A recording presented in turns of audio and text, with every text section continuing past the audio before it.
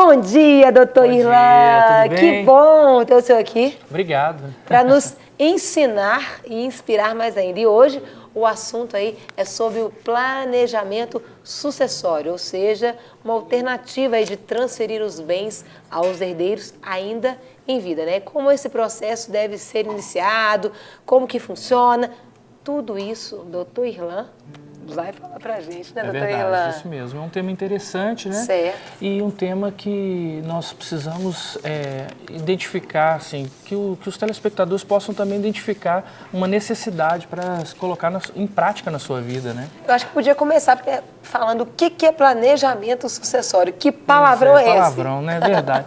No direito a gente tem muito isso, né? A gente tem palavras que são palavras, assim, não usuais, não comuns, né?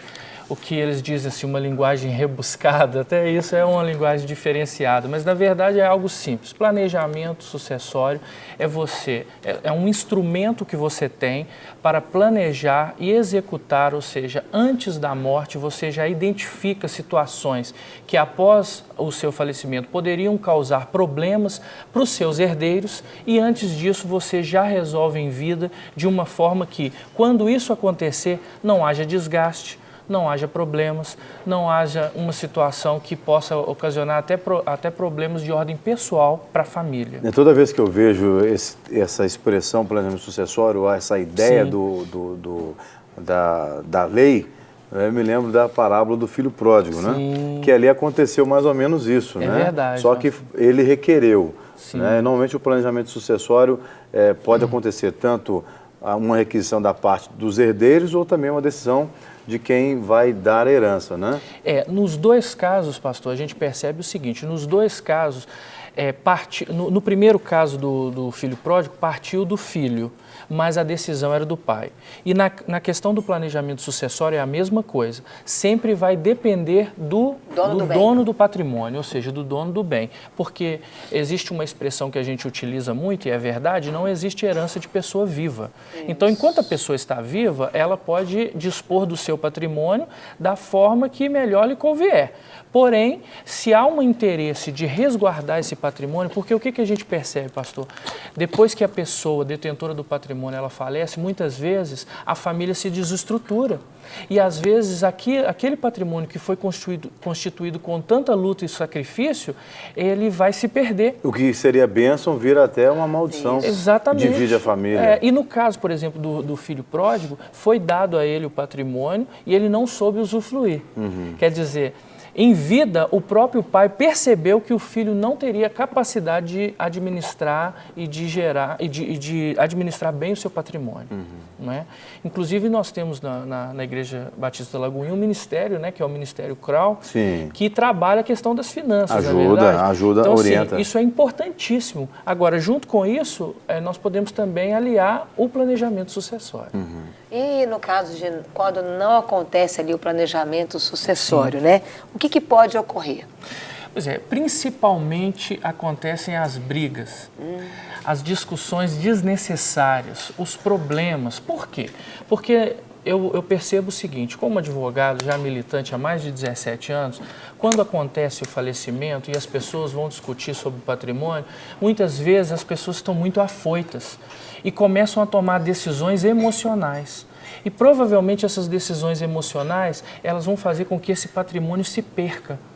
Então, o objetivo do planejamento sucessório é você, em vida, já planejar o futuro das suas próximas gerações para que esse patrimônio sirva, como o pastor Jean falou, de bênção e não de maldição. Mas esses problemas maiores são problemas que você vê na prática mesmo, né? São gerados pelo que a gente chama de consanguíneo, pelos parentes ou pelos afins, que são os agregados da família. Muito interessante. Como é que você vê mais? Eu vejo das duas formas. A Bíblia diz assim que o amor ao dinheiro é a raiz de todos os males. Então, tanto os consanguíneos, né, que são os irmãos, as pessoas que estão próximos, os herdeiros diretos, né, quanto os afins que são cunhados, os que vão... Exatamente. Todos eles, nesse momento, passam a ter um interesse. Por isso que em outro programa nós falamos, por exemplo, questão de regime de bens, né, que isso aí também vai interferir, não é verdade? Agora, por exemplo, vamos imaginar que há uma disputa muito grande e o processo sucessório na justiça não é um processo onde há briga. É um processo de jurisdição voluntária. O que significa isso? Significa que o juiz apenas vai conferir a cada um o que a lei diz que é seu e ponto final. Então, nesse momento, o profissional, a pessoa responsável por isso, ela precisa o quê? Ter bastante tranquilidade e paciência para poder conciliar as partes e fazer uma transição tranquila. Bom, a gente tem mais uma pergunta, a produção vai colocar na tela para a gente. Vamos lá, vamos à pergunta.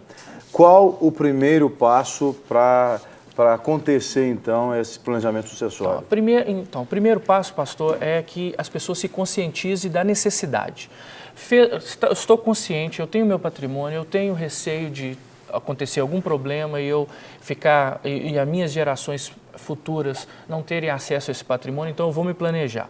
Próximo passo, eu preciso procurar um profissional competente, sério, que tenha um amplo conhecimento jurídico e também ele possa ter noções de administração e contabilidade, ou então uma junta de pessoas que possa estar do seu lado para identificar nesse tipo de patrimônio qual é a melhor situação a ser feita para garantir o futuro. Então, assim, o primeiro passo é você ter esse profissional de confiança para você poder fazer o trabalho. E qual o custo, doutor Irlan? Pois é, o custo desse trabalho, né, esse custo e também o tempo é algo complexo. Por quê? Demanda do tipo de situação que vai ser feito. Às vezes nós estamos falando de planejamento sucessório, nós estamos falando, por exemplo, de bens pessoais, mas também tem as empresas. Eu não sei se vocês já ouviram falar, mas assim, a maioria das empresas familiares, a partir da terceira geração, elas tendem a falir.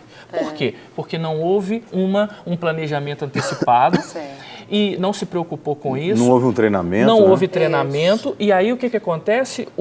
As pessoas que estão gerindo aquela administração naquele momento, elas não têm mais afinidade. Porque já está muito longe aquela pessoa que foi o fundador. E aí, a partir desse momento, perdem a afinidade e pode também a empresa falir. Questão de tempo, onde todo o patrimônio está certinho, com todas as certidões, tudo bonitinho, dá para se fazer provavelmente em 45 a 70 dias. Basta que esse profissional competente esteja do lado para poder auxiliá-lo. Correto? Então, a gente agora tem mais uma pergunta. Okay. Coloca na tela, por favor, produção. O planejamento sucessório é muito utilizado hoje, doutor Irlan? Não, infelizmente não, né, pastor? Se nós tivéssemos mais utilização do planejamento sucessório, a gente evitaria vários problemas. Normalmente eu faço isso no escritório quando a pessoa, por exemplo, perdeu um ente querido e aí eu já falo para o cônjuge ou para os herdeiros, né, que nós já poderíamos planejar para que novamente nós não tivéssemos a situação que estaria enfrentando aquele. Ou seja, um momento de dor, um momento de dificuldade e ainda ter que definir questões materiais. Então, se você se planeja com antecedência, e o brasileiro tem muito isso, né? Nós deixamos sempre as coisas para a última hora, né? Lamentavelmente. Nós estamos vendo aí a questão da Copa do Mundo, situações que estão acontecendo e tudo na última hora. Mas assim, se nós planejarmos bem, e a Bíblia fala sobre o planejamento, né? Se você planeja bem, você vai ter um futuro feliz, um futuro abençoado. Muito bem, Irlan. Obrigado, viu, pelos esclarecimentos. Foi muito bom tê-lo conosco hoje.